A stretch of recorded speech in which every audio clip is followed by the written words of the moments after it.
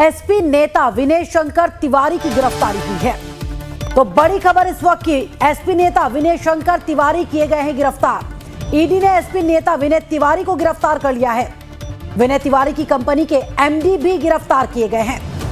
तो ईडी ने विनय तिवारी के ठिकानों पर रेड मारी थी। गिरफ्तार कर लिया गया है विनय शंकर तिवारी को। छापेमारी के बाद विनय तिवारी गिरफ्तार किए गए हैं। राजीव ओझा मेरे सहयोगी साथ जानकारी के साथ फोन लाइन पर मौजूद है। राजीव, गिरफ्तार कर लिए गए एसपी नेता विनय तिवारी, कई जगहों पर उनके कई ठिकानों पर छापे मारे गए थे।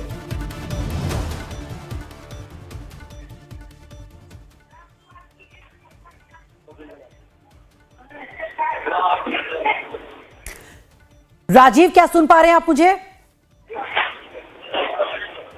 लगता है संपर्क नहीं हो पा रहा है, लेकिन बता दें आपको कि ईडी ने एसपी नेता विनय तिवारी को गिरफ्तार किया है।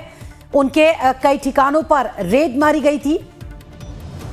विनय तिवारी की कंपनी के एमडी भी गिरफ्तार कर लिए गए हैं।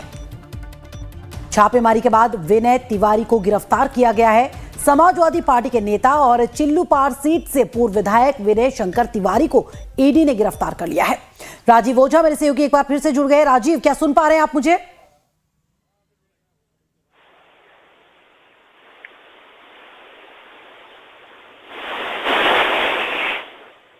लगता है संपर्क नहीं हो पा रहा है हमारा, लेकिन बता दें आपको कि ईडी की तरफ से यह कार्रवाई की गई है। विनय तिवारी की कंपनी के एमडी अजीत पांडे भी गिरफ्तार कर लिए गए हैं। ईडी ने सुबह से ही उनके गोरखपुर, लखनऊ, नोएडा और मुंबई समेत कई और ठिकानों पर एक साथ छापे मारे थे। उनके खिलाफ चार्जशीट तैयार कर ली गई है। जल्द ही कोर्ट में पेश किया जाएगा उन्हें।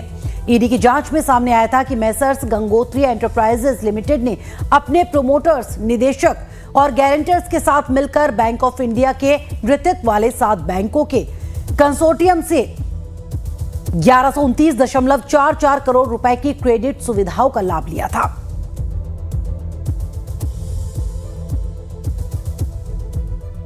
तो समाजवादी पार्टी के नेता विनय शंकर तिवारी को गिरफ्तार कर लिया है। उनके कई ठिकानों पर छापे मारे गए। आज सुबह से ही छापेमारी की कार्रवाई शुरू हो गई थी ईडी की तरफ से। राजीव ओझा मेरे सहयोगी एक बार फिर से जुड़ गए। राजीव, सुन पा रहे हैं आप मुझे? जी। राजीव, विनय तिवारी को गिरफ्तार कर लिया गया है। कई छापे मारे गए उनके कई ठिकानों पर, क्या कुछ बरामद हो पाया?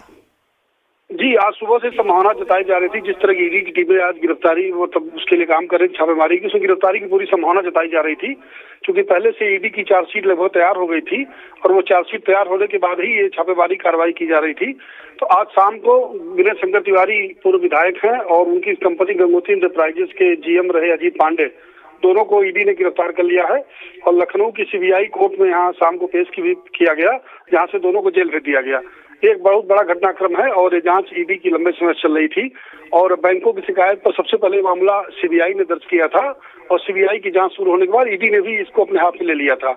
इसमें मनी लॉन्ड्रिंग का मामला जांच से पाया गया और बड़े पैमाने में मनी लॉन्ड्रिंग की शिकायत थी और करीब 750 करोड़ से के आसपास का बैंकों का वो घोटाला माना गया था, जो बैंकों की रकम डूब गई थी, जो कंपनी ने लोन के तौर पर लिया था। अब ईडी की बहुत बड़ी कार्रवाई हुई है और इसे एक राजनीतिक घटनाक्रम भी बढ़ेगा माना जा रहा था। आज समाजवादी पार्टी के अध्यक्ष अखिलेश यादव ने अपनी प्रेस कॉन्फ्रेंस में भी इशारा किया था कि उनकी पार्टी के नेताओं को प्रेरित किया जा रहा है, क्योंकि छापेमारी कार्रवाई सुबह शुरू हो गई थी और विनय शंकर तिवारी मौजूदा समय में समाजवादी पार्टी के नेता हैं। हालांकि विधायक बसपा से रहे हैं, लेकिन इस समय सपा से जुड़े हुए हैं। जी, चलिए, शुक्रिया राजीव जानकारी देने के लिए।